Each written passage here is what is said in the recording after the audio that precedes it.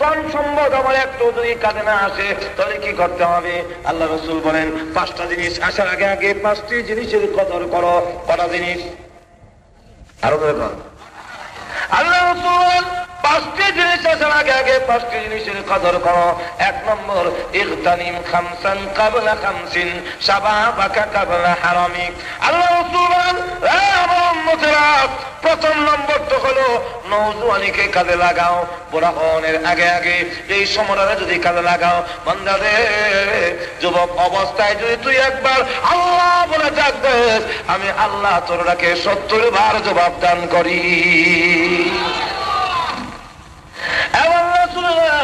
তোমার অবস্থায় যখন তুমি সকলের কাছে দামি, তখন আমার কাছে আসো। কিন্তু এই সময় আসে না যখন নাকি বুড়া হয়ে যায়, আর যখন কারো কাছে কোনো দাম থাকে না, শ্বশুর বাড়িতেও দাম নাই, তারপরে বউর কাছে দাম নাই, কিন্তু একটু বেশি কথা বললে হয় ফের করো না, বুড়ো হয়েছে না, বুড়ো শয়তানের বুড়ো হয়েছে, এত বের করো। সন্তানেরা ধমক মারে, কিছু বললে সন্তানেরও ধমক মারে। এখন দেখা যায় সন্তানের কাছেও দাম নাই। ঠিক আছে, বুদ্ধি দিছে, মসজিদে যাওগা, মসজিদে বুড়া হয়ে গেল, হয়তো মসজিদে নাহলে তবলিগে, আর কোনো পথ নাই, কথা বুঝছেন না? যখন মসজিদে গেছে তসবিহ নিয়ে সুবহানাল্লাহ সুবহানাল্লাহ, ইমাম সাহেব বাড়ির কেন মাসে মাসে যায়, 1 বছরে যাইতে পারে না? উনি তো বুড়ো হয়ে গেছে গা, বছরে বাড়িতে না গেলে অসুবিধা নাই, ইমাম সাহেব তো বাড়ির যাওয়ান লাগে, যান মানুষ। মুয়াজ্জিনরে ভুল করে, আর কি কাম তোমার, আযান আর খাওয়ান, আর কি কাম? মসজিদ 7 বার ধরে জানো না? ইমাম মুয়াজ্জিন হয়ে একটা যন্ত্রণা হয়েছে বুড়াটা, আল্লাহ কোন দিনটা মরবো আর আমরা রেহাই পাবো। সকলের কাছে দাম কমে যায়। আল্লাহ রাসূল তাই বলেন, যেহেতু তোমার ধন সম্পদ সন্তান যদি কাজে লাগবে না, অতএব কাজ করো। 1 নম্বর হলো শাবাবাকা ক্বাবলা হারামিক। 1 নম্বর হলো তোমার নওজোয়ানির কাজে লাগাও, বুড়া হওয়ার আগে আগে। লক্ষ্য করে দেখ, যখন নাকি পৃথিবীর থেকে বিদায় হবে, যদি নওজোয়ানির কাজে লাগানো যায়, বুড়া বয়সে যখন নাকি আপনি ভালো ইবাদত করতে পারবেন না, ভালো নফল নামাজ পড়তে পারেন না, কোরআন তেলাওয়াত করতে পারেন না, আল্লাহ তাআলা বলেন, ফেরেশতারা রে, আমার বান্দার আমল নামায় আগের সওয়াব এখনো জারি রেখে দাও। বুড়া হয়ে গেছে বলে এইভাবে তাকে বঞ্চিত করো না, তাকে আমার দরবার থেকে নৈরাশ করো না। আল্লাহু আকবার। অসংখ্য অগণিত ঘটনাগুলো এইভাবে যে যুবকরা যুবক অবস্থায় যখন আল্লাহর দিকে চলে আসছে, আল্লাহু আকবার, তখন আল্লাহর কাছে তার দাম বেড়ে গেছে, অনেক সম্মান বেড়ে গেছে। আর এইভাবেই সাহাবীরা দাম দিতেন, সম্মান দিতেন। এক সাহাবী কালো, খুব কালো আর কি। রাসূল জিজ্ঞাসা করেন যে তুমি যে কালো নিগ্রু, তোমার নাকের সেন্টার ঠিক নাই, টুট মোটা, এরপরে আবার শরীরের কালারও খুব ভালো না, ধন সম্পদ নাই, তো জিজ্ঞাসা করে তুমি বিয়ে করছো? কতদূর বিয়ে? আমার দিকে একটু লক্ষ্য করেন, দেখেন তো আমার কাছে বিয়া দিব কেনা? বিয়া দেওয়ানোর জন্য যেই গুণগুলোর প্রয়োজন, একটা গুণও আমার কাছে নেই। সুবহানাল্লাহ বলবেন না? একটা গুণও নাই। ঠিক আছে, তোমার কোনো আত্মীয় আছে? কাহা, আমার এক আত্মীয় আছে বিরাট বড় ধনী, ওনার এক মেয়ে আছে খুব সুন্দরী, যার হলে তার লকব হলো সৌরে মদিনা, মদিনার হুরপুরি। তোর ওখানে কি হুরপুরি? মদিনার। তো মদিনার হুরপুরি হিসেবে তার সম্মান, আবার বাবা ধনী, এও আবার আছে অনেক সম্মান। তো এই অবস্থায় উনি কেউ দিবে নাকি? যাও না একটু গিয়া বলে দেখো না, দিত তো পারে। তো আস্তে করে কাছে গিয়ে ডাক দিয়ে বলে, আসসালামু আলাইকুম। ওয়ালাইকুম সালাম। আপনার হুরে মদিনাকে আমার কাছে বিয়ে দেওয়ার জন্য রাহমাতুল আলামিন প্রেরণ করেছেন। চেন করে দিছে দোষ, কারণ চেনের পরে দেখি তাকে বইটা তো খুব ভালো করে জানা, রসুলের প্রস্তাবটা শুধু পৌঁছাই দিলে। ঠিক আছে, উনি এমন রাগ হয়েছেন, ইয়া তোমার স্পর্ধা, আমার এমন একটি সুশ্রীম কন্যা, এমন একটি সুন্দরী মেয়ে, যার মধ্যে বলে হুরে মদিনা, এমন মদিনার হুরপুরি একটি কন্যাকে বিয়ে করার জন্য এমন কুৎসিত, এমন মিশ্রী একটি ছেলে কেমনে ছেলে সাহস পাইল? এবং রাস্তার ছেলে, যেই ছেলে রাস্তায় বাড়িঘর নেই, এমন একটি ছেলে কি করে সাহস পাইল? আমি ডাকবো, তার শক্তির উৎস কোথায়, কিভাবে আমার কাছে প্রস্তাবটা দিল? আর সে তো দেখাইবো কি, স্যান করে তো সে চলে গেছে, সে তো নাই। তো উনি দিক দিয়ে ঘর থেকে বের হয়ে আসছে। হ্যাঁ মেয়ে, আব্বু এত গরম হয়েছে কেন? মা, একটা কুৎসিত ছেলে, গরিব রাস্তার ছেলে তোর বিয়ের প্রস্তাব নিয়ে এসেছিল, এর এত বড় সাহস, এত বড় স্পর্ধা, কেমনি বিয়ের প্রস্তাবটা দিল? তখন উনি ডাক দেখা, আপনি কি বলছেন? কি বলবো, চেন করে তোর খারিছি না, বলবো কি? মেয়ে ডাকতে বাবা আপনার মতামত, ও মতামত কে সাহস করে বুঝে দেখেন। মেয়েটা ডাকতে হয় আমি কিন্তু তার প্রস্তাব গ্রহণ করে নিয়েছি। তুমি তার প্রস্তাব গ্রহণ করে ফেলেছ, নিশ্চয়ই তুমি তাকে দেখোনি। তাকে দেখলে জীবন রাজি হইবে না, নাকের সেন্টার ঠিক না, টুট মুডা, টিকেল লাগান কালা, মুসাই সাহেব বায়ন করি ওনাকে যখন নাকি ওই বিয়ের আগে নাকি শুনছি আর কি, বিয়ের আগে যখন নাকি পাত্র দেখতে আসছে ওনাকে বললো যে ওনাদের সামনে আসো। উনি ঘরের ভিতর থেকে জবাব দেয় আমি গিয়া লাভ নেই, তারা বাড়ি গিয়া ফাইটলার তলা দিয়ে গেলেছি। ফাইটলার তলা দিলা রং আমি মুসাইদের পোলা রং। একটু ধরে বলল সুবহানাল্লাহ। ফাইটলার তলা দিলা রং আমি মুসাইদের কি রকম রং। আল্লাহু আকবার। কি মনে লোকটার দাম আসেনি, মন্দির ধরে কোনো দাম আসেনি। এমন দাম কবরে রাখার পরে মেসকাম পরে গ্রাম মাটির মধ্যে ফুটে উঠছে। যাক মা, তুমি আসলে এই লোকটাকে জীবনে কোনোদিন দেখোনি, দেখলে অবশ্যই তুমি কোনোদিন রাজি হইতে না। সুতরাং যেহেতু তুমি রাজি হতে না জানো না মা, তো শোনো, গরিব তোমার চাহিদা মিটাতে পারবে না। মেয়ে ডাক দেখো, ছেলে কুৎসিত না সুশ্রী, সুন্দর না কালো, ধন আছে কি নাই সেটা জানতে চাই না। ওগো আব্বা, আমি এই ছেলে কেমন, ধন আছে কিনা তাও দেখতে চাই না, সুখ হবে না অসুখ হবে তাও আমি জানতে চাই না। কিন্তু আমি ঘরের ভিতর থেকে শুনেছি এই ছেলেটি মাঝখান দিয়ে একটি নাম উচ্চারণ করেছে, যে নামটা হলো মুহাম্মদ সাল্লাল্লাহু আলাইহি ওয়াসাল্লাম। মুহাম্মদ সাল্লাল্লাহু আলাইহি ওয়াসাল্লাম নাকি তাকে প্রস্তাব দিয়ে প্রেরণ করেছেন। এই কথা বলি দৌড় দিছে, ও আব্বা, দুনিয়ার যত কষ্ট আছে, দুঃখ আছে, ছেলে যত বেশি হোক না কেন, ওই মুহাম্মদ রাসূলুল্লাহর ইজ্জতে এবং তার খাতিরে এই ছেলের প্রস্তাব আমি গ্রহণ করে নিলাম। যেই মাত্র এই কথা বলেছে এমনি আব্বা সুবহানাল্লাহ। মেয়ে যখন রাজি, আর যদি আপনি মতামত দিতে আপনি একটু দেরি করেন বা রাজি না হন, আমি স্বেচ্ছায়, আমি যেহেতু এখন বালেগা, আমি যেহেতু এখন উপযুক্ত, সুতরাং আমি আমার মত নিজে দিয়ে ফেলবো।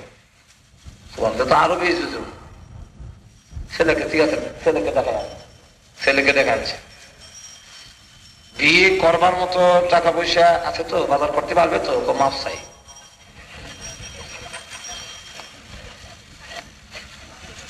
যা, আমি টাকা দিলাম, বাজার করে নিয়ে।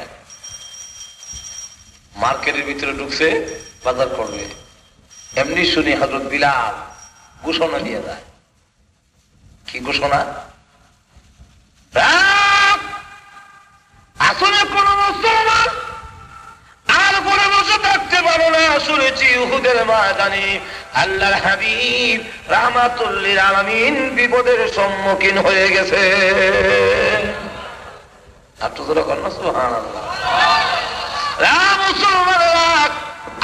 করে বসে থাকো না।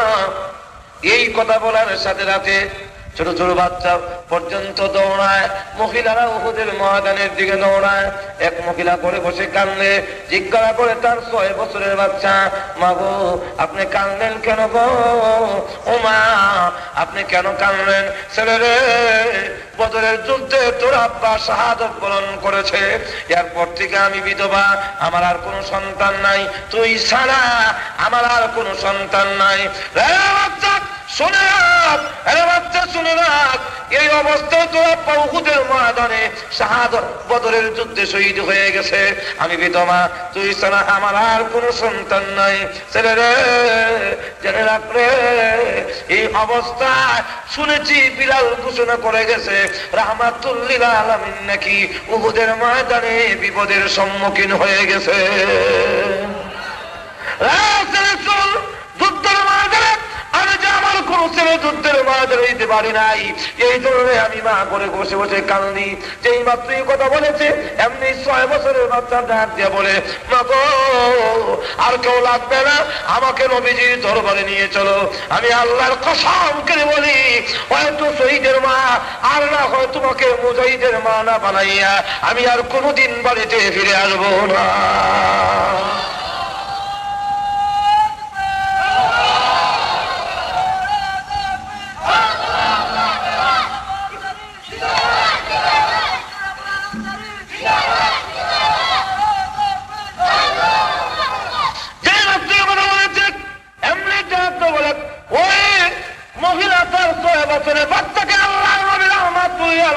সামনে হাজির করে দিয়েছে।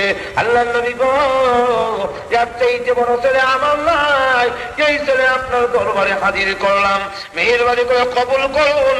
এর থেকে বলে থাকলো আমি বড় ছেলে নিয়ে আসতাম, আমার আর কোনো ছেলেই নাই, এই জন্য এই ছেলেকে হাজির করলাম, যুদ্ধের ময়দানে কাজে লাগাইয়া দিন।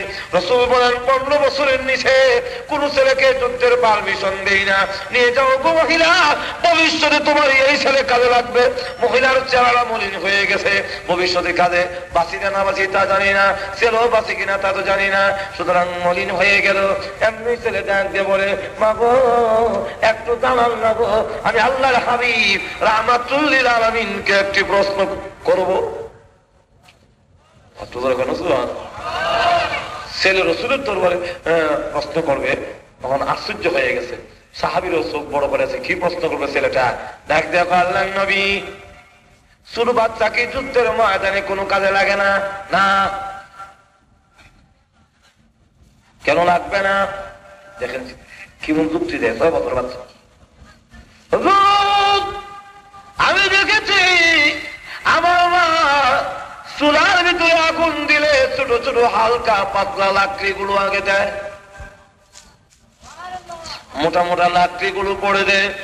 চুলার ভিতরে আগুন ধরাবার জন্য ছোট হালকা পাতলা লাকড়ি যদি আগের প্রয়োজন হয়, আল্লাহর নবী এই যুদ্ধের ময়দানে, উহুদের ময়দানে আগুন ধরাবার জন্য আলীকে আগে দিয়েন না, আমির হামজাকে আগে দিয়েন না, দিলে তাড়াতাড়ি আগুন ধরবে না। আমার মতো 6 বছর বাচ্চাকে পারমিশন দিন, উহুদের ময়দানে আমি আগে শাহাদত বরণ করে যুদ্ধের ময়দানের আগুনটা ধরাইয়া দেই।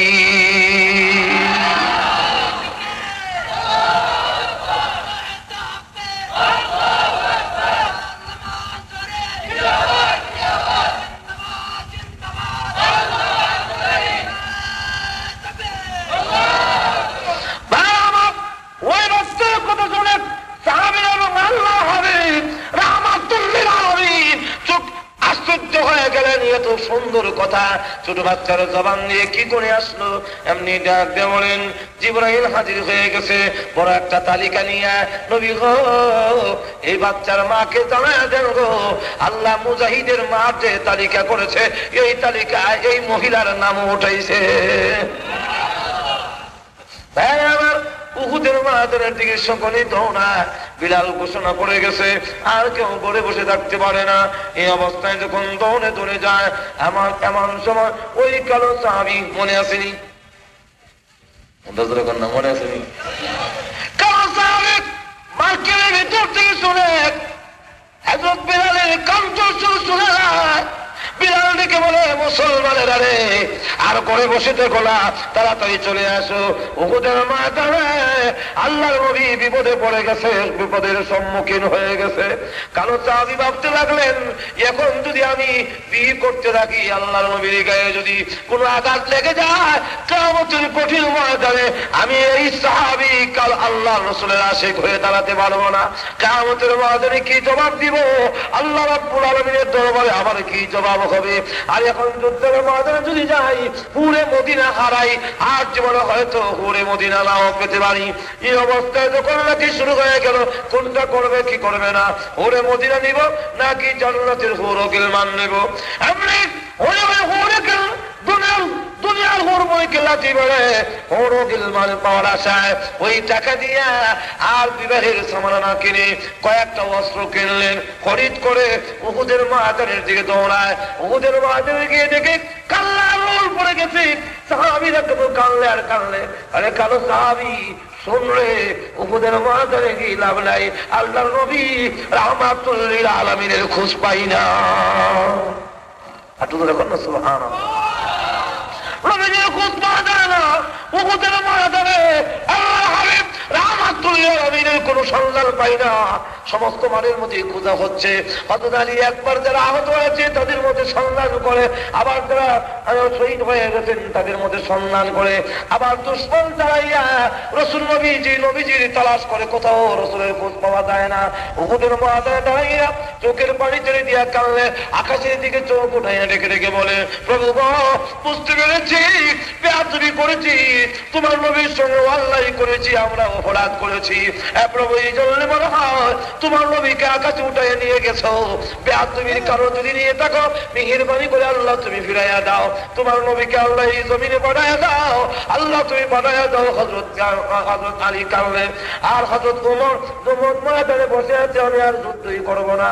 হযরত আনাস ইবনে নাযর রাদিয়াল্লাহু আনহু থেকে কয়েকজন লোক বসে আছে, জিজ্ঞাসা করে তোমরা বসে রইলে কেন, উঠো না।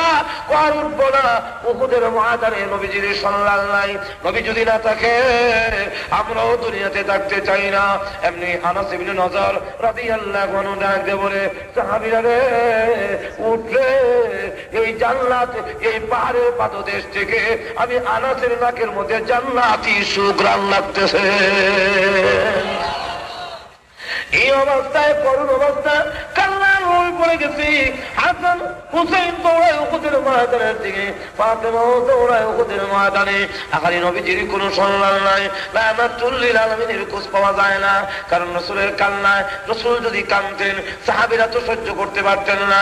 মাত্র দরজা বন্ধ করে তিনি কাঁদলে, নামাজে যায় কাঁদলে, আসতে আবার কাঁদলে, আবার নামাজে যায় কাঁদলে, আবার হুজুরে আসে কাঁদলে, নামাজে যায় আবার কাঁদতে কাঁদতে যায়, নামাজ পড়ে হুজুরে এসে পানি দিলে পানি গ্রহণ করে না, খাবার দিলে খাবার গ্রহণ করে না, শুধু কান্না আর কান্না। এই অবস্থা দেখে সাহাবীদের মধ্যে করুণ অবস্থা সৃষ্টি হয়ে গেল। সাহস পাই না গো, আপনাকে জিজ্ঞাসা করতে আমি সাহস পাই না। আল্লাহর নবী দরজাটা খুলেন না, আপনি যদি কান্দেন আল্লাহর কসম আবু বকর কোনোদিন তা সহ্য করতে পারে না। আল্লাহু আকবার। নবী দরজাটা খুলেন না, একটু জানি আপনি কাঁদলেন কেন। রাসূল ইশারা দেয়, আয়েশা দরজা খুললো না। আবু বকর যদি ঘরে ঢুকে কাঁদবো, আরে আমাকে জিজ্ঞাসা করবে, ডিস্টার্ব করবে, আমি আমার উম্মতের জন্য কাঁদতে পারবো না। আর তুদরা করেন না সুবহানাল্লাহ। আবু বকর সিদ্দিক অনেকক্ষণ অপেক্ষা করে কেঁদে কেঁদে চলে গেলেন।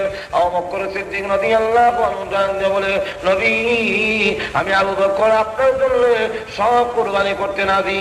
নবী গো, এই ও নবী, ও রাহমাতুল লিল আলামিন, আমি আবু বকর যেখানে সব কুরবানি করলাম। আবু বকর সিদ্দিক নবীজির সাথে মার খেয়েছেন, কাফেরদের মার খেয়েছে, অজ্ঞান হয়ে গেছে।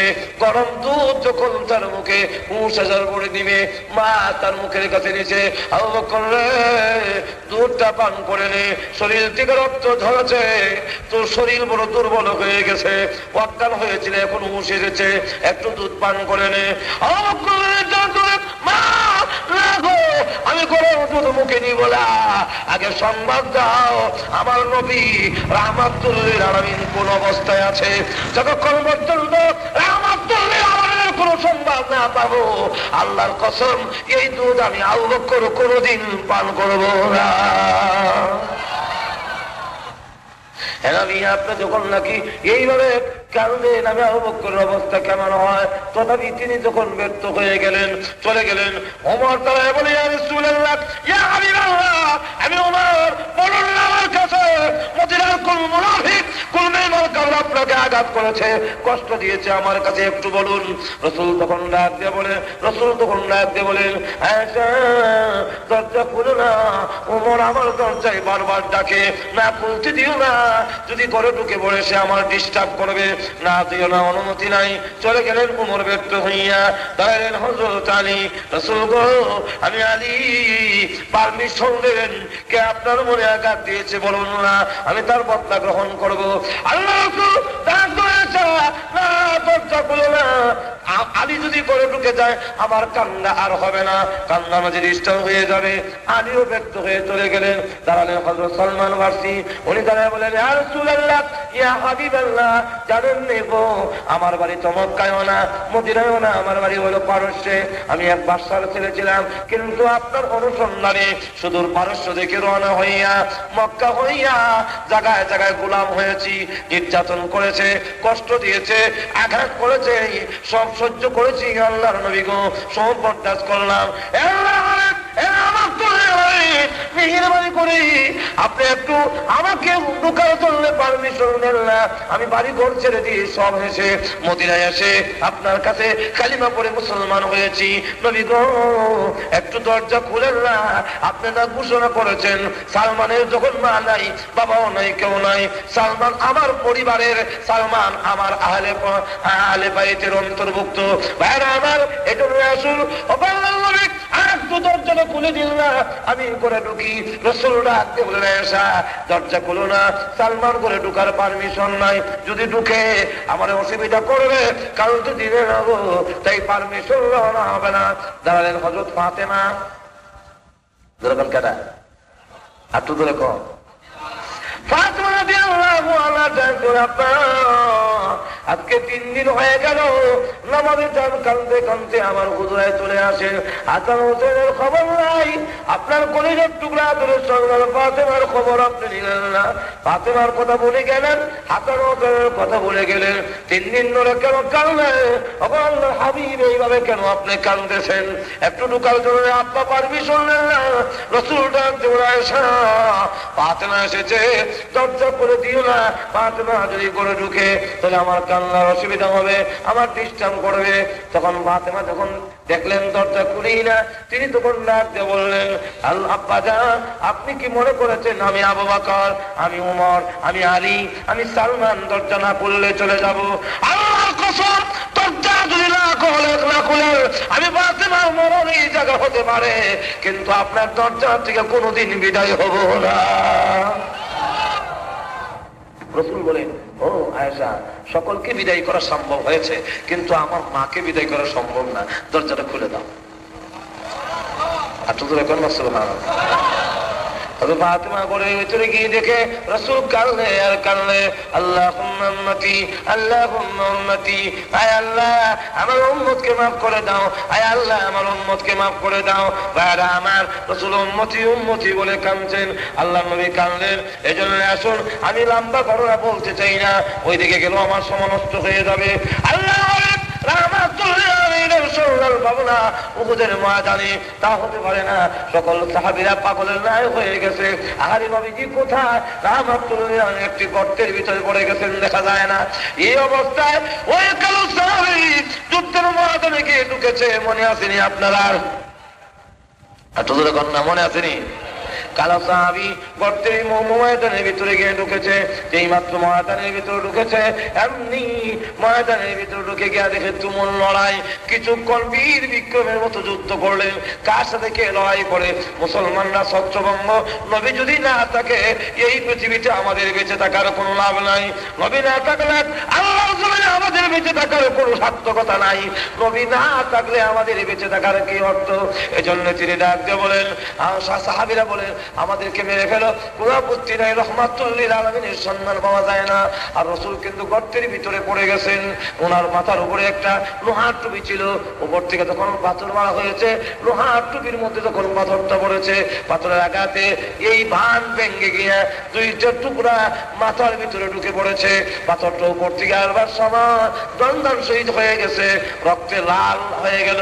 রাসূল হাত দিয়ে চাপ দিয়ে ধরলেন, তোর হাতের দিকে তাকায়া বলেন, প্রভু গো, যেই জাতি তোমার নবীর চেহারাকে রক্তে লাল বানায়া দিল, এই জাতির কল্যাণ কেমনে হবে? আল্লাহ আপনি যদি বলেন তাহলে এখনই শেষ করে দেই। রাসূল বলেন, না শেষ করো না, আল্লাহ বরং আমি পাল্টা দোয়া করি, ওরা বুঝতে পারে নাই, এদেরকে মাফ করে দাও। আমার হুজুর সাল্লাল্লাহু আলাইহি ওয়াসাল্লাম রক্তাক্ত অবস্থায় গর্তের ভিতরে পড়ে আছেন। এই অবস্থায় কালো সাহাবী গিয়া দেখে তুমুল লড়াই। কিছুক্ষণ যুদ্ধ করার পরে তিনি পৃথিবীর থেকে বিদায় হয়ে গেছে।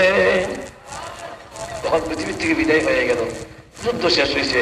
শেষ হওয়ার পরে এখন যারা লাশ, যারা শহীদ হয়েছে তাদের লাশ এক জায়গা করা হলো, যারা আহত তাদেরকে খোঁজখবর নেওয়া হলো, যারা শহীদ হয়েছে তাদেরকে আনো, যারা হয়েছে আহত হয়েছে তাদেরকে আনো।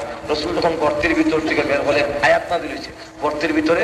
তো গর্তের ভিতরে আয়াত নাযিল হওয়ার পরে হুজুর সাল্লাল্লাহু আলাইহি ওয়াসাল্লাম আয়াতগুলো শোনাবার জন্য গর্তের ভিতর থেকে বের হলেন। বের করে দেখে একজন কাছে নাই, কার কাছে কি বলবেন? লোক ছত্রভঙ্গ, কিন্তু একজন লোক দাঁড়ায় আছে, তার নাম হলো তালহা রাদিয়াল্লাহু আনহু। তখন উনি রাসূলকে একটা পাথরের উপরে উঠে ডাক দিবেন, কিন্তু রাসূলের শরীর দুর্বল, পাথর উঠতে চান, পড়ে যান, উঠতে চান, আবার পড়ে যান।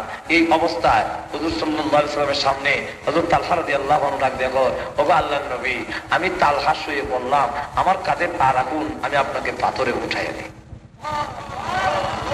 অথচ এই তালহার শরীরে 80 থেকে 99টা তীরের জখম লাগা। আর তোদের কন্যা সুবহানাল্লাহ। এই অবস্থায় যখন সমস্ত শরীরে জখম লাগা, তো জখম লাগানো অবস্থায় তার সমস্ত শরীরে জখম লাগা অবস্থায় রসুলের কাছে গিয়ে যদি বলেন আল্লাহু আকবার, যে হুজুর আমার পিঠে উঠুন, আমার কাঁধে পা রাখুন, আমি আপনাকে গন্তব্য স্থানে পাথরে পৌঁছাইয়া দিই। রসুল এখন চিন্তা করেন কত বড় ত্যাগ তিতিক্ষার দরকার। এমনি রসুল তার কাঁধে পা রাখলেন, উনি পাথরে উঠাই দিলেন। রসুল বললেন, এই সাহাবীরা, আমি শহীদ হয়নি, আমি এখনো বেঁচে আছি। এমনি আল্লাহ কোরআনে উল্লেখ করেছেন, ওয়ার রাসূলু ইয়াদউকুম ফি উখরাকুম, রসুল তোমাদেরকে পিছন থেকে আহ্বান করতেছে। যেই মাত্র রসুলের আওয়াজ শুনলেন, রসুলের কথা শুনলেন, সমস্ত সাহাবীরা একজন আরেকজনের ডাক দেয়া কয়, ওই কে কোথায় আছিস? ওই যে আল্লাহর নবী এখনো জিন্দা, ওই যে আল্লাহর নবীকে দেখা যায়, চল না তাড়াতাড়ি যায়। সব সাহাবীরা একত্রিত হয়ে গেল। রসুল তখন ডাক দিয়ে বলেন, আয়াতগুলো আমাদের হয়েছে, এগুলা বলবো পরে, কিন্তু আমার তালহা আমার জন্য যা করেছে এতে আল্লাহ খুশি হইয়া আমার কাছে সংবাদ পাঠিয়েছেন, আউজাবাত তালহা, আউজাবাত তালহা, তালহার জন্য আল্লাহর তৈরি জান্নাত ওয়াজিব হয়ে গেছে। ভাইরা আমার, এই অবস্থায় আল্লাহু আকবার, তো কালো সাহাবী সকলের লাশ যারা একখান হয়েছে, আবার যারা নাকি আহত হয়েছে তাদেরকে রসুল পরে জমা করলেন, একত্রিত হলেন। এক সাহাবী ওনার লাশও পায় না, আহত হয়েছে যে এরও পায় না, ওনার নাম হযরত সাদ। রসুল ডাক দিয়ে বলেন, ও নুমান ইবনে বাশীর, তুমি যদি আমার সাদকে পাও তো গিয়া বলো, তালাশ করে দেখো তো কোথায় আছে, যদি পাও তো এতটুকু বইলো আমি রসুল তাকে সালাম দিয়েছি। আর তোদের গণ্য আর আমি বলেছি যে সে আমার দরবারে আসার জন্য। হযরত নুমান ইবনে বাশীর রাদিয়াল্লাহু আনহু বলেন, আমি তালাশ করতে করতে করতে করতে করতে পাই না, হঠাৎ করে গিয়ে হযরত সাদকে পাইলাম। এমন অবস্থায় পাইলাম যে ওনার মাথার থেকে পা পর্যন্ত সমস্ত শরীর জখমে জর্জরিত হয়ে আছে, রক্ত ঝরতে ঝরতে রক্ত শূন্য হয়ে গেছে, জমিনে পড়ে আছে। আমি দেখলাম ও আদা মরার মতো, মানে প্রায় মৃত্যুর কাছাকাছি। আমি তার কাছে গিয়ে বললাম, হে সাদ, আল্লাহ নবী তোমাকে সালাম দিয়েছেন এবং রাসূল বলেছেন রাসূলের দরবারে হাজির হওয়ার জন্য। হযরত নুমান ইবনে বাশীর বলেন, এতটুকু খবর বলার সাথে সাথে হযরত সাদ যে হাসলে টকরা করে লড়াই করে জমিনে পড়ে দাঁড়ায় গেছে।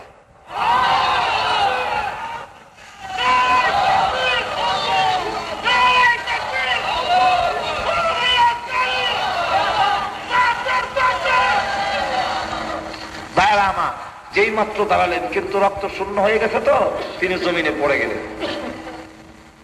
আবার দাঁড়ালেন, আবার পড়ে গেলেন, আবার দাঁড়ালেন, আবার পড়ে গেলেন।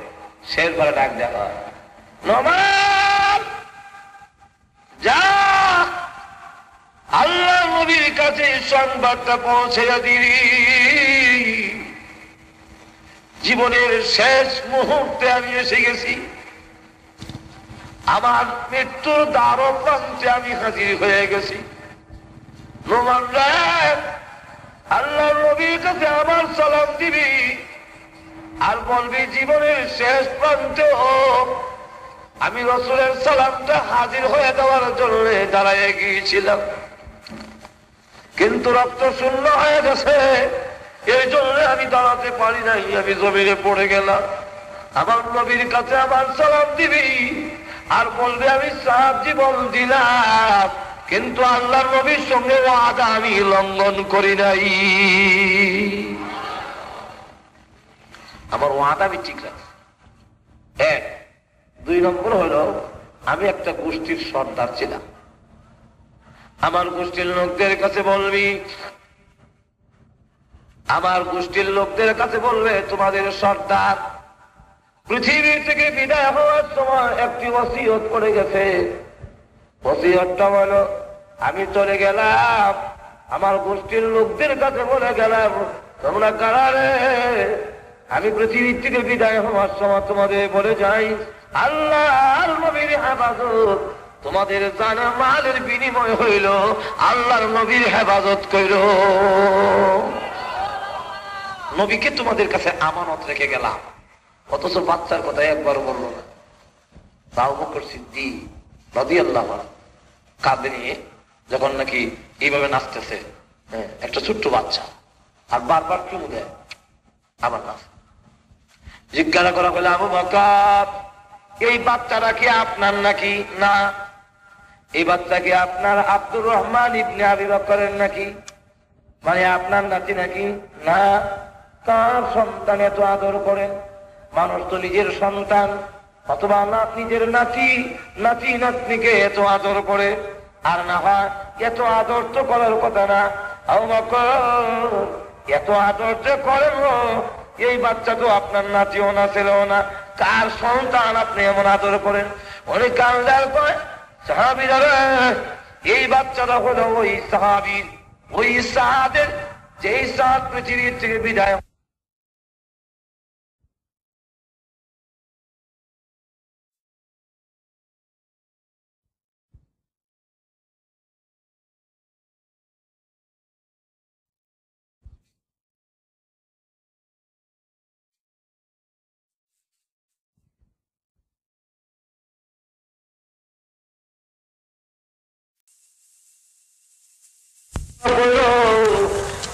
আমি পৃথিবীর থেকে বিদায় হয়ে যাবার বাধ্য হয়েছি, আমার এতিম বাচ্চার হেফাজত করো, এই কথাই একবারও বললো না। তার স্ত্রীর কথা বললো না, মা বাবার কথা বলে নয়। পৃথিবীর থেকে বিদায় হওয়ার সময় আল্লাহর নবীর হেফাজতের কথা যেই লোক বলে যায়, তার সন্তানকে আমি আদর করি, এর ওসিলায় নিয়ে আল্লাহ আমাকে মাফ করে দেন। আমার চিন্তা করে আল্লাহ রাসূল সাল্লাল্লাহু আলাইহি সাল্লামের জন্য তারা কি করেছেন। আল্লাহু আকবার। আর আমরা কোথায়? তারা কোথায় আর আমরা কোথায়? বেশ কম আসেনি? আরো বেশ কম আসেনি? আসলে এই জন্য বলতেছিলাম, আল্লাহ নবী রাহমাতুল লিল আলামিন যারা আহত হয়েছেন সকলকে এক জায়গায় জমা করলেন, আর যারা শহীদ হয়েছে তাদের লাশ যখন নাকি কবরস্থ করা হবে, জানাজা পড়া হবে, কবরে রাখা হবে, ওই কালে সাহাবীর লাশ তো আছে কবরে রাখার জন্য নিয়ে এসেছেন। রাসূল তখন ডাক দিয়ে এই সাহাবীর লাশটা কবরে রেখে তার কবরের দিকে তাকাইয়া একবার মুস্কি হাসি দিলেন, আরেকবার চেহারা ফিরে রাখলেন। আরেকবার যখন চেহারা ফিরাইলেন, এমনি সাহাবীরা জিজ্ঞাসা করেন, ইয়া রাসূলুল্লাহ, ইয়া হাবিবাল্লাহ, ওগো আল্লাহর নবী, আপনার এই সাহাবীর কবরের দিকে তাকাইয়া কেন হাসলেন, আবার কেন গো চেহারা ফিরাইলেন? আল্লাহ রাসূল বলেন, সাহাবীরা জানোস না, এই সাহাবী আজকে ওরে মদিনার সঙ্গে বিয়ে হওয়ার কথা ছিল, ওরে মদিনাকে লাথি মেরে তুলে আসা। আল্লাহু আকবার। কারণ সাহাবীরা নিজের সন্তানকে ভালোবাসে। হযরত আলী নিজের সন্তানকে কেমন কোলে বসে হযরত হুসাইনকে কোলে চুমু দেয়, আদর করে। তো হুসাইন রাদিয়াল্লাহু আনহু জিজ্ঞাসা করেন, আব্বু আপনি আমাকে মহব্বত করেন? কাহা আপনি আমাকে কেন চুমু দিতেছেন? তোমাকে মহব্বত করে দেয়, তাহলে আপনি কি আমাকে মহব্বত করেন? বলে হ্যাঁ অবশ্যই মহব্বত করি। তাহলে আপনি কি আমাকে মহব্বত করেন, আমার ভাইয়াকে করেন না? কহা করি। আমার ভাইয়া হাসানকে করেন না? কহা করি। আপনি কি আমার আম্মাকে মহব্বত করেন না? হ্যাঁ করি। তাহলে আপনি কি আমাকে মহব্বত করেন, আমার ভাইয়াকে মহব্বত করেন, আমার আব্বাকে মহব্বত, আমার আম্মাকে মহব্বত করেন? আচ্ছা বলুন তো দেখি, এই মুহূর্তে যদি আল্লাহ রাসূল দ্বীনের ডাক দেয় জিহাদে যাওয়ার জন্য, তখন আপনি আমার মহব্বত করবেন, আমার মহব্বতে আপনি থাকবেন না দ্বীনের ডাকে চলে যাবেন? সুবহানাল্লাহ বলবেন না? ছোট বাচ্চা বাবার কি প্রশ্ন করে দেখেন। এমনি হযরত আলী ডাক দিয়ে বলেন, এ হুসাইন শাহ, তোমাকে মহব্বত করি, তোমার ভাইকে মহব্বত করি, তোমার মাকে মহব্বত করি, কিন্তু এই মুহূর্তে যদি আমার দ্বীন প্রতিষ্ঠার জন্য ডাক এসে যায়, তাহলে তোমাকে একটা আশার দিয়ে হলে আল্লাহর দ্বীন প্রতিষ্ঠা করার জন্য প্রয়োজন যদি শাহাদাত বরণ করতে হয়, আমি আলী শাহাদাত বরণ করার জন্য 24 ঘন্টা প্রস্তুত আছি। কারণ তুমি জানো না, তোমারও মহব্বত করি, তোমার ভাইয়েরও মহব্বত করি, কিন্তু আল্লাহর দ্বীনকে এর চাইতে কোটি গুণ বেশি মহব্বত করি। চিন্তা করেন ব্যাপারটা। রাসূল ডাক দিয়ে বলেন, এই সাহাবী উরে মদিনার সঙ্গে আজকে বিয়ে হওয়ার কথা ছিল, উরে মদিনাকে বাদ দিয়ে আমার এই দ্বীনের ডাকে আসায় তার কবরের চতুর্দিকে আকাশে আল্লাহর পক্ষ থেকে এত হুর পরি নেমেছে, তার রূহকে আগে নিবে টানা হেসা দেখে আমি রাসূল হাসি সামলায় রাখতে পারি না। আর আমি কেন চেহারা ফিরে রাখলাম? এই হুর গিলমান হুর পরি তো তার, আমার না। আমি চাইলে আমার না জানি কোন অসুবিধা হয়, এই জন্য আগে চেহারা ফিরে রাখছি। আর তো ধরে কন্যা সুবহানাল্লাহ। ভাইরা আমার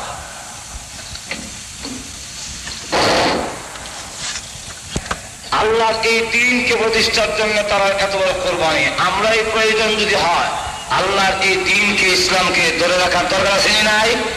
আরো দরকার আছে নাই? প্রয়োজন যদি আল্লাহর দ্বীনকে ধরে রাখার জন্য রক্ত দিতে হয়, মাল যদি দিতে হয়, কারা কারা রাজি আছেন নাকি? মাশাআল্লাহ, নারায়ে তাকবীর।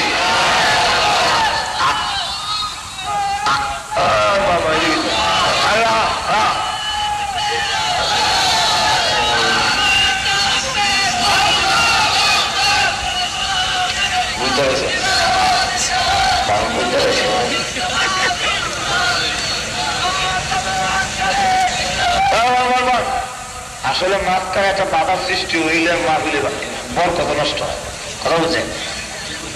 কথা বলছেন? মাঝখানে একটা বাধার সৃষ্টি হইলে এটা হবে, এটা আপনারা রাখবো। দুজন সাহাবী এক যুদ্ধে শহীদ হয়েছিল, তাদেরকে নদীর পাড়ে কবরস্থ করা হয়েছিল। এই কিছু কয়েক বছর আগের ঘটনা। তো বাদশাকে স্বপ্নে দেখাইতেছে যে আমাদেরকে এখান থেকে সরাই নাও। কেন? লুনা হানি কবরের, আমরা নদীর লবণাক্ত হানি আমাদের কবরের মধ্যে প্রবেশ করে। একবার, দুইবার, তিনবার যখন এরকম শ্রবণ দেখলো, তখন সিদ্ধান্ত নিল তাদের কবর এখান থেকে হস্তান্তর করা। সারা বিশ্বের সাংবাদিকরা তারা জানাইলো যে আমরা এসালই, তারপরে তুমি আজকের থেকে প্রায় ১,৫০০ বছর আগে যারা মারা গেছিল এদের কবর থেকে তুলবা, এইটা আমরা একটু দেখে গেল। বিশ্বের সমস্ত সাংবাদিকরা হাজির হলো। হাজির করার পরে এই দুইজন সাহাবীর কবর যখন খনন করা হলো, দেখা যায় যুদ্ধের ময়দানে যেভাবে শাহাদাত বরণ করছিল ঠিক এইভাবে এই রক্ত ধরা অবস্থায় কবরে আছে। আর দুইটা চক্ষু দিয়ে এইভাবে তাকাই রয়েছে। যখন উপস্থিত সাংবাদিকরা চক্ষু বিশেষজ্ঞ করে পরীক্ষা করে দেখে তাদের চোখ দিয়ে তাকাই রয়েছে এমন ভাবা, যারা চোখ আছে এরা যদি এই চোখ দিয়ে তাকায় তো তাদের চোখের হাওয়া নষ্ট হয়ে যাবে।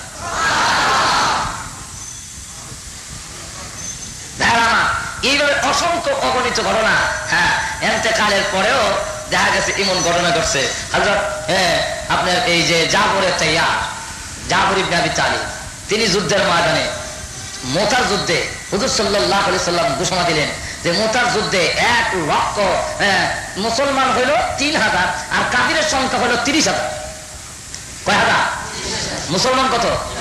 আরেক বর্ণনা হইল মুসলমান ৩০,০০০, কাফিরের সংখ্যা হলো ২,০০,০০০ অধিক খ্রিস্টান। রাসূল বললেন এই যুদ্ধে যেতে হবে, তবে প্রথম সেনাপতি হবে যায়েদ ইবনে হারেসা, আমার পালক পুত্র। তিনি যদি শহীদ হয়ে যায়, ২ নম্বর সেনাপতি হবে আমার চাচতল ভাই, চাচার ঘরের ভাই জাফর ইবনে আবি তালিব। তিনি যদি শহীদ হয়ে যায়, ৪র্থ নম্বরে আর ৩য় নম্বরে সেনাপতি প্রধান হবে আব্দুল্লাহ ইবনে রাওয়াহা। তিনিও যদি শহীদ হয়ে যায়, ৪র্থবারে তোমরা যাকে বালা মনে করো তাকে তোমরা সেনাপতি নিযুক্ত করো। কজনের নাম রাসূল বলছেন? এতে প্রমাণিত হয়ে গেল যে এই ৩ জন আর থাকবেন। রাসূলের যদির মধ্যে কিন্তু আছে, যখন আছে না এই ৩ জন বিদায় নেয়, তো ২ জন বাড়িতে গেছে বিদায় নেওয়ার জন্য। আর যায়েদ ইবনে হারেসা বলেন আমি আর যাবো কোথায়, আমি তো রাসূলের ভালো পুত্র, আমার তো বিদায় এখান থেকে নিতে হবে, আর তো বিদায় জায়গা নাই। আর জাফর ইবনে আবি তালিব তিনি বাড়িতে গিয়ে বললেন স্ত্রী দোয়া করো, শেষ করে দোয়া, আমি যুদ্ধে যাবো তো দোয়া করে দাও, আজকে তুমি দোয়া করো। তো সবসময় স্বামী স্ত্রী যদি দোয়া করে, মাঝে মাঝে স্ত্রীকেও দোয়া করার সুযোগ দেওয়ার দরকার। কি বলেন ঠিক না? নাহলে সব কাটাই যদি খালি আপনি একলাই খালি রাব্বানা জ্বলাম না, আমি তো একদিন রাব্বানা জ্বলাম না, কইতারলাম না, তো তুমি দোয়া করো। তো দোয়া, আল্লাহ আমার স্বামীকে বিক্রমের মতো, বাহাদুরের মতো যোদ্ধার ময়দানে জিহাদ করার তৌফিক দিয়ে, বউ কি চায় নাকি জামাই মরে যাক, আল্লাহ গাজী বানায় আমার জামাইরে আবার বাইতাইন্য। যেই মাত্র এই কথা বলছে এমনি ৪ বারের আছাড় দিয়া, আছাড় বুঝেননি, ধরার জায়গাটাতে হাতের মধ্যে আঘাত করে দোয়া শেষ করে নাও, তোমার দোয়া কবুল হবে না। তো কেন? আমার দ্বারা রাসূল যদি শব্দ প্রয়োগ করে দিয়েছেন, রাসূলের যদি এটার মধ্যে পেলাম সত্যি, যদির ভিতরে সত্যি নিহত, অর্থাৎ রাসূল বলেছেন আমি শহীদ হব, আর তুমি বলতেছো গাজী হইয়া ফেরত আসার জন্য। রাসূলের দোয়ার বিরুদ্ধে তোমার দোয়া আল্লাহর দরবারে কবুল হবে না, আমি চলে যাই। আর আব্দুল্লাহ ইবনে রাওয়াহা তিনি বাড়ির ঘরের কাছে গিয়ে হাজির হয়ে শুনে ঘরের ভিতরে কোরআন তেলাওয়াতের আওয়াজ আসতেছে, ওনার স্ত্রী কোরআন তেলাওয়াত করতেছে। ডাক দেখা বেগম সাহেব যাইয়া খালি কইসান গা, কই যান? যুদ্ধে যাই। তো গর্ব আছেন না? কেন? তুমি সুন্দরী, তোমার চেহারা দেখলে হয়তো প্রেম পৃথিবী ভালোবাসা যুদ্ধে যাওয়ার মাঝখানে বাধার সৃষ্টি হতে পারে, অতএব আর বড় ঢুকবো না, এখান থেকে বিদায়। অনেক রাজ্য গোস্বামী, আপনার সুন্দর সুঠাম পুরুষ, আসন ঘরের ভিতরে আল্লাহর কসম করে বলি, আমি আপনাকে আটকাবার জন্য কোনো বাহানা করবো না, কোনো প্রেম নিবেদন করবো না। শুধু শেয়ারবারের মতো দেখে রাখতে চাই, যাতে করে কিয়ামতের কঠিন ময়দানে আপনার স্বামীকে আমার চিনতে কোনো অসুবিধা না হয়।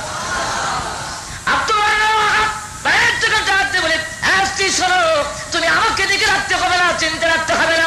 আমি যে আল্লাহর দ্বীন প্রতিষ্ঠার জন্য, যে আল্লাহর সন্তুষ্টির জন্য যুদ্ধের ময়দানে শাহাদাত বরণ করো, ধৈর্য ধারণ করে সবর করে যদি থাকতে পারো, কিয়ামতের কঠিন ময়দানে সেই আল্লাহ রাব্বুল আলামিনের জিম্মায় তোমার আর আমার মাঝে পরিচয় করাইয়া দিবে। তুমি ধরে রাখতে হবে। রওনা হয়ে গেল, যুদ্ধের ময়দানে যখন গিয়ে হাজির হয়ে গেল, তুমুল লড়াই শুরু হয়ে গেল। রাহমাতুল লিল আলামিন পেরেশান।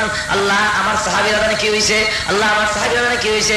আল্লাহ ডাক দেখো, জিবরাইল আমার বন্ধু বড় পেরেশান দেখা যায় যুদ্ধের ময়দান নিয়া। আরে জিবরাইল, এই তঙ্গে মুতাকে এই ময়দানকে আমার বন্ধুর চোখের সামনে জমিনকে উঠাইয়া আমার বন্ধুর সামনে রেলটা ঘুরাইতে থাকো। কে কখন কোন জায়গায় যুদ্ধ করতেছে আমার নবী যেন মদিনাতুল মুনাওয়ারা থেকে সব দেখতে পারে। টেলিভিশনের পর্দার মতো রাসূলের চোখের সামনে ঘুরতেছে। রাসূল ডাক দিয়ে বলেন, এখন সেনাপতির দায়িত্ব নিয়েছে যায়েদ ইবনে হারেসা। ইন্না লিল্লাহি ওয়া ইন্না ইলাইহি রাজিউন। আমার যায়েদ ইবনে হারেসা শাহাদাত বরণ করলো। এখন তরবারি হাতে নিয়েছে, জান্নাহ হাতে নিয়েছে, লা ইলাহা ইল্লাল্লাহ খচিত পতাকা হাতে ধারণ করেছে আমার ভাই, যার নাম জাফর ইবনে আবি তালিব। কিন্তু ডান হাতে পতাকা, দুশমন এসে ডান হাতে আঘাত করেছে, ডান হাতটা কেটে গেছে। এমনি বাম হাত দিয়ে আবার পতাকা এই জান্ডার গুলিতে ধরছে। দুশমন এসে আবার এই হাতে আঘাত করেছে, হাতটা মাঝখান দিয়ে কেটে গেছে। আল্লাহর হাবিব রাহমাতুল লিল আলামিন তখন ডাক দিয়ে বলেন, আমার চাচাতো ভাইয়ের দুটো হাত কেটে গেল, এই দুইটা হাতের কর্তৃত অংশ দিয়া জান্ডার গুলিতে ধরে দাঁত দিয়ে কামড় দিয়ে ধরে পতাকা উত্তোলন করে রেখে দিয়েছে। এই অবস্থায় পিছন থেকে আবার একটা কাফির এসে যখন আঘাত করেছে, দেহ থেকে মাথা বিচ্ছিন্ন হয়ে পড়ে গেছে, কিন্তু হযরত জাফরের মাথা আর দাঁতের কামড় পতাকার থেকে আলাদা হয় না। কামড় দিয়ে ধরে গেছে, পতাকা কাত হয়ে গেছে, কিন্তু কামড় ছাড়ে না।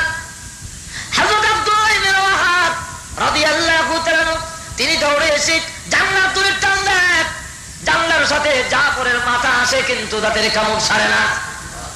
তিনি ভাবতেছে মনে হয় কোন কাফের পতাকা নেওয়ার জন্য চেষ্টা করতেছে, না পতাকা দেব না, কামড় ছাড়বো না।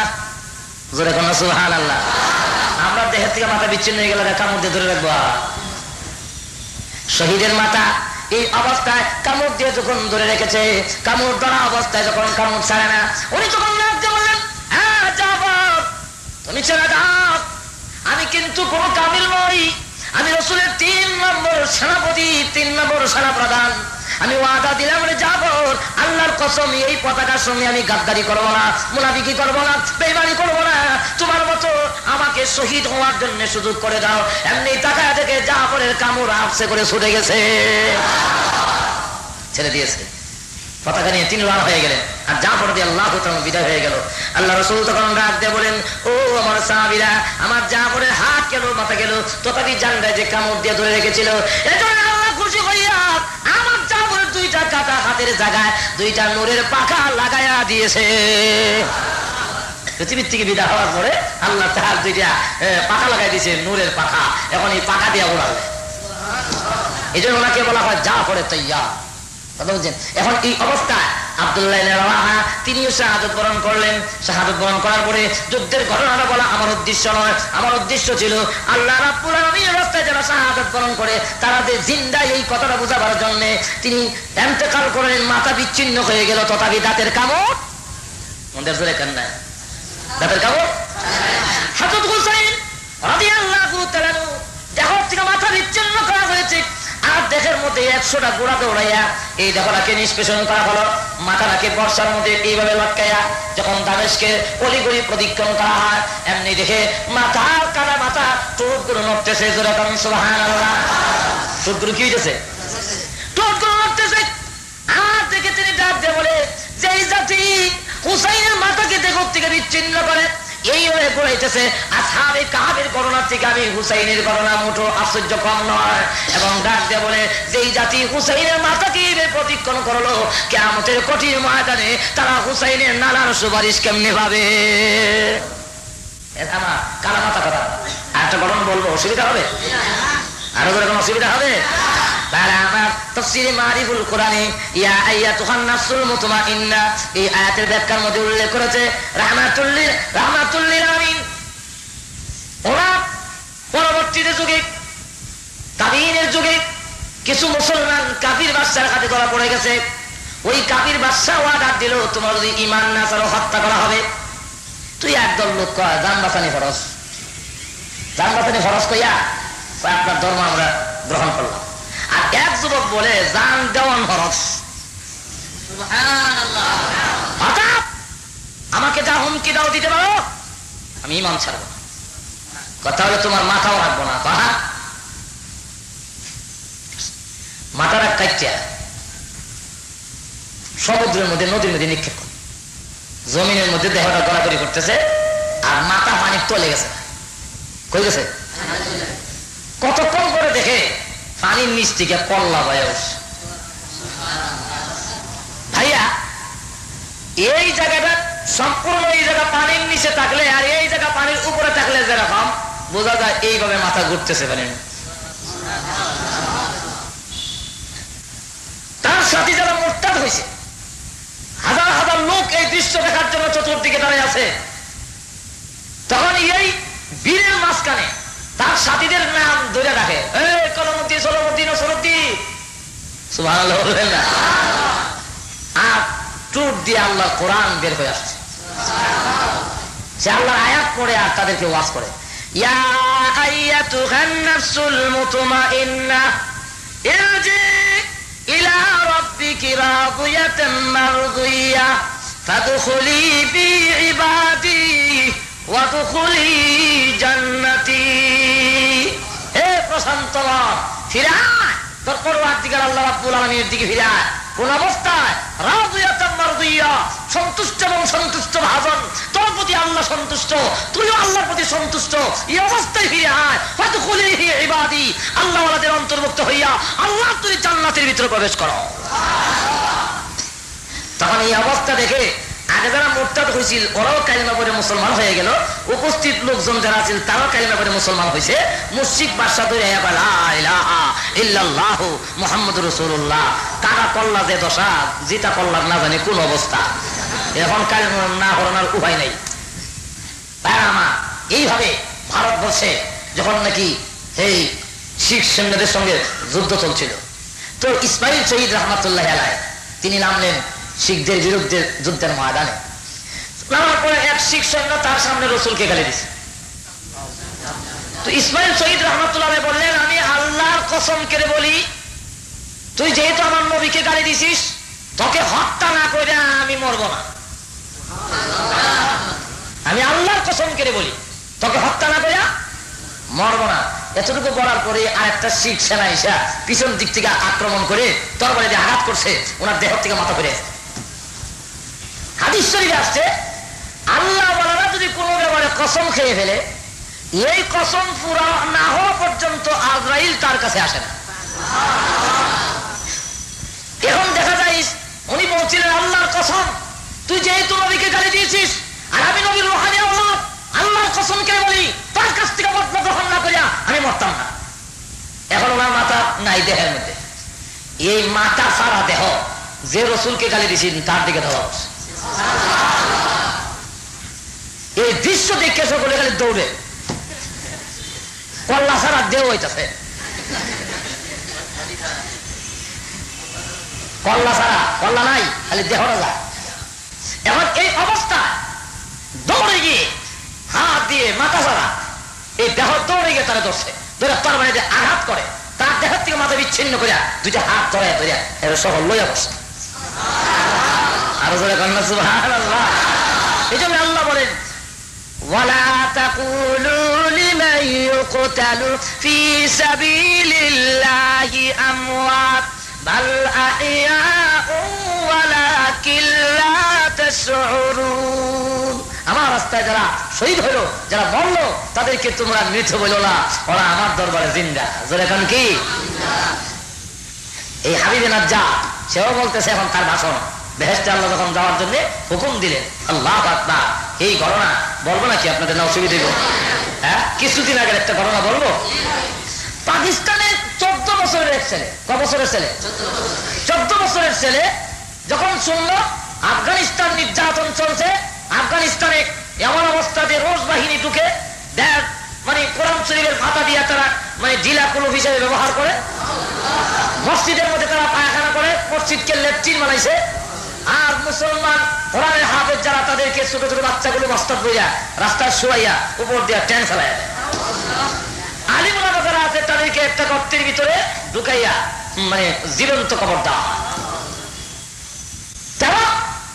আলিম ওলামা যখন অন্যায়ের বিরুদ্ধে, শিরকের বিরুদ্ধে, কুফরের বিরুদ্ধে যখন কোনো কথা বলবে না, আল্লাহ আলিম ওলামা যখন অন্যায়ের বিরুদ্ধে, শিরকের বিরুদ্ধে, কুফরের বিরুদ্ধে যখন কোনো কথা বলবে না, আল্লাহর পক্ষ থেকে তখন গজব নাজিল হয়। কি নাজিল হয়? আরো যখন কি নাজিল হয়? এই গজবে তখন তারাও পতিত হয়।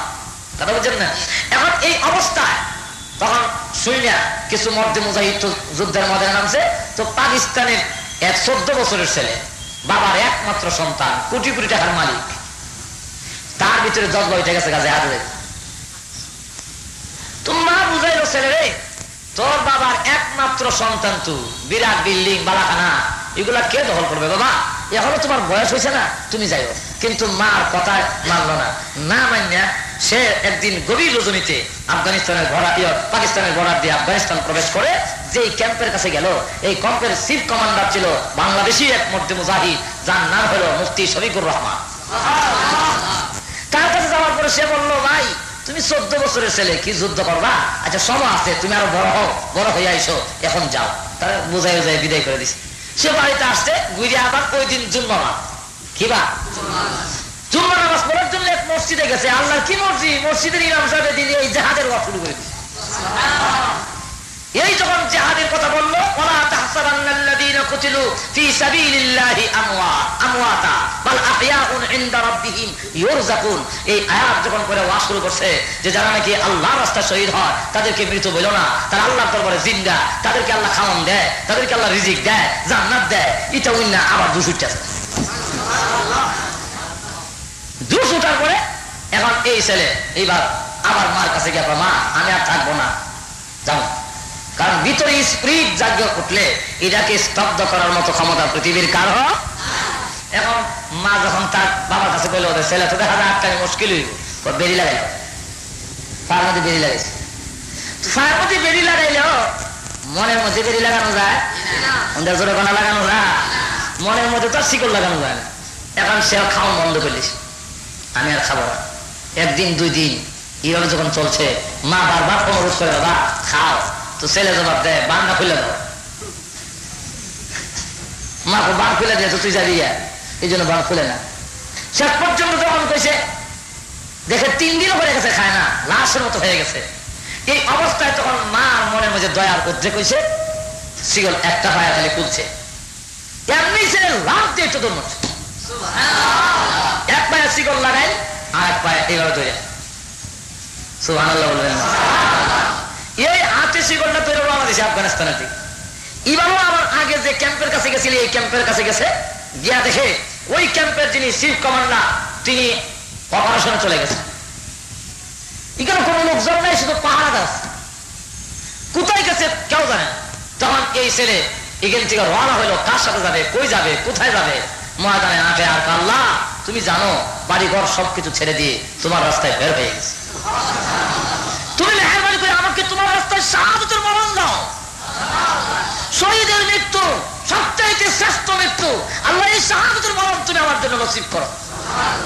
পাগলের মতো ধরতেছে। হঠাৎ করে উপর থেকে প্লেন দিয়ে যখন গোলাবর্ষণ শুরু হয়েছে, এই বাচ্চার উপরে গোলাবর্ষণ হইয়া তার বুকটা একবারে সালনির মতো হয়ে গেছে। পরে রয়েছে কেউ জানে না, সে যে শহীদ দিয়েছে। একদিন দুই দিন 3 দিন বাবা এই দিক দিয়ে ছেলের কোনো সন্ধান না পাইয়া আফগানিস্তানে খুঁজে বের হয়েছে।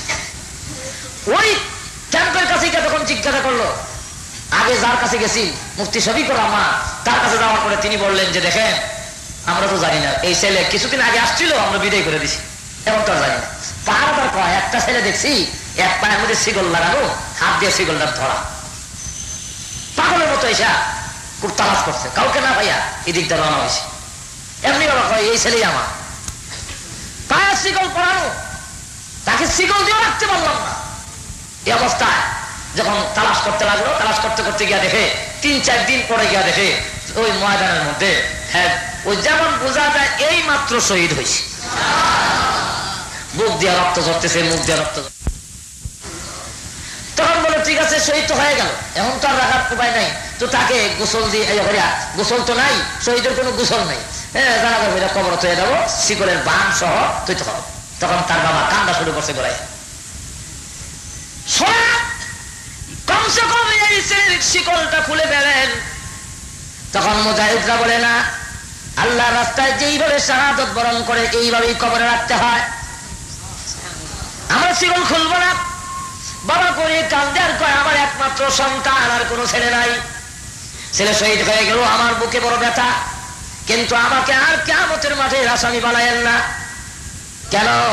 কই এই শিকল পড়া অবস্থায় যদি তাকে কবরস্থ করা হয়, কিয়ামতের কঠিন ময়দানে শিকল লাইয়া যদি আল্লাহর দরবারে হাজির হয়, আল্লাহ যদি জিজ্ঞাসা করেন, ওরে যুবক, ওরে বাচ্চা, ওরে কিশোর, তোর পায়ে কেন শিকল? তখন ছেলে যদি বলে ফেলে, আল্লাহর দরবারে আমার আব্বা আমাকে আটকাইবার জন্য পায়ে বেরিয়ে লাগাইছিল, তখন কিয়ামতের ময়দানে আমি আল্লাহর দরবারে আসামি হয়ে যাব।